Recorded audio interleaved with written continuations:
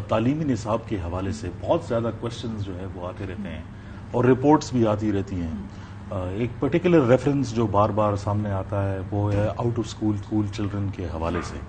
پاکستان کے اندر تقریباً 2.25 کروڑ سے زائد بچوں کے حوالے سے بتایا جاتا ہے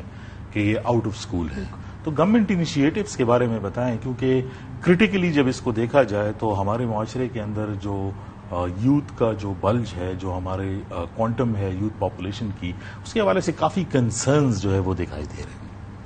جی بہت شکریہ کہ آپ نے مجھے موقع دیا اور تاکہ ہم ایجوکیشن کے اوپر اور اس کے جو چیلنجز ہیں اس کے اوپر بات کر سکیں. 2024 میں یہی سارا ایک لینڈسکیپ ہے ایجوکیشن کا، اور ان چیلنجز کو دیکھتے ہوئے جو مسائل جو کہ سامنے تھے ان کو دیکھتے ہوئے پرائم منسٹر آف پاکستان میاں محمد شہباز شریف صاحب نے ایجوکیشن ایمرجنسی کا نفاذ کیا مئی 2024 میں.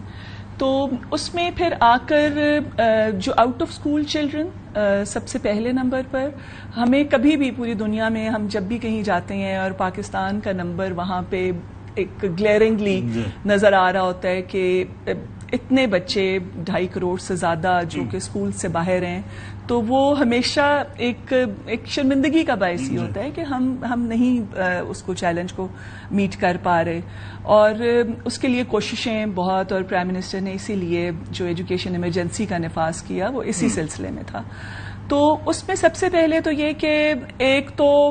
بڑی رابسٹ ڈرائیوز جو ہیں وہ چلائی جا رہی ہیں جس میں صوبے ہمارے ساتھ شامل ہیں. اور بچوں کو اسکول میں لے کر آنا، اور پھر اس کے بعد اصل جو پرابلم ہے وہ یہ کہ وہ اسکول سے باہر کیوں تھے، ان کو ریٹین کرنے کے لیے اور ان ریزنز کو آئیڈینٹیفائی کرنا اور ان کا سلوشن لے کے آنا اصل ضرورت ہے. اور یہ دیکھیں کوئی بھی چیز آئسولیشن میں نہیں کر سکتے کہ اسکول میں سے اگر ایک بچہ باہر ہے تو اس کو آپ نے پکڑ کے لے کے آنا ہے اور داخل کر لینا ہے. اچھا مجھے ایک چیز بتائیں کہ obviously اس کے بارے میں سرویز ہوئی ہوں گی، ریسرچ ہوا ہوگا، ریزن کیا سائٹ ہوتا ہے کہ کیوں یہ آؤٹ آف اسکول ہے؟ ایک بہت سارے ریزنز دیکھیں. ایک تو یہ کہ ایکسیس کا پرابلم، پھر اس کے بعد یہ کہ جو آپ کے بچے جو اسکولوں سے باہر ہوتے ہیں وہ اکثر اپنے گھروں کے بڑے ہوتے ہیں، وہ کہیں کسی بھٹے پہ، کہیں کسی جگہ مزدوری، کہیں پہ ایسے کام کر رہے ہوتے ہیں، فائنینشیل ریزنز ہوتی ہیں، کہیں پہ یہ ریزنز ہوتے ہیں کہ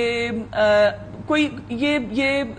اویئرنیس ہی نہیں ہے کہ بچوں کو اسکول میں داخل کرانا ہے. ان کا خیال ہے کہ ایک آبادی جتنی ہے وہ ایک آپ کا جو ہے نا ایک ہیلپنگ ہینڈ ہے صرف، اس کو تعلیم نہیں. پھر اس کے بعد اس کو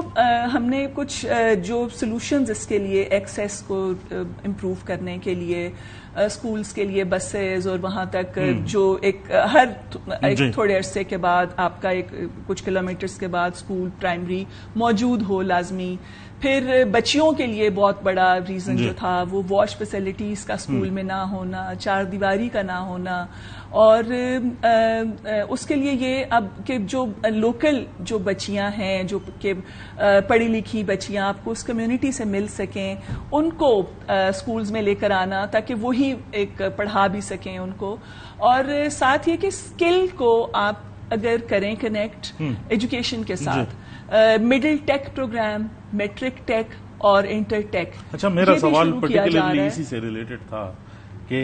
ہمارے ہاں ایجوکیشن سسٹم کو دیکھا جاتا ہے کہ آپ پڑھیں گے اور پھر ماسٹرز کریں گے اور پھر جا کر آگے فردر ایجوکیشن کریں گے اور آپ کو نوکری جو ہے وہ ملے گی. جو ڈیولپڈ ممالک ہیں وہاں پر اوبیسلی اسکل جو ہے وہ پرووائڈ کیا جاتا ہے تاکہ لائیولیہڈ کی اپرچونٹی ساتھ ساتھ میں جو ہے وہ ملتی رہیں. ہمارے ہاں جو اسکلڈ ایجوکیشن کا جو ایک نیٹ ورک ہے اس کے بارے میں ذرا بتائیں، کیونکہ اس کے بارے میں بہت سارے لوگوں کو پتہ نہیں ہے کہ پروگرامز کیا ہیں اور کون سے ایسے ایریاز ہیں جس کے اندر جو ہے لوگ وہ کام کر سکتے ہیں. دیکھیں ایک تو جو آؤٹ آف اسکول چلڈرن کی بات کو میں آگے بڑھاتے ہوئے کہ جو پرائمری کے بعد بچوں کے لیے اگر مڈل ٹیک کا ایک پروجیکٹ جو ہے اس کو ابھی ایک پائلٹ ہے لیکن اس کو ہم اسکیل اپ بھی کریں گے.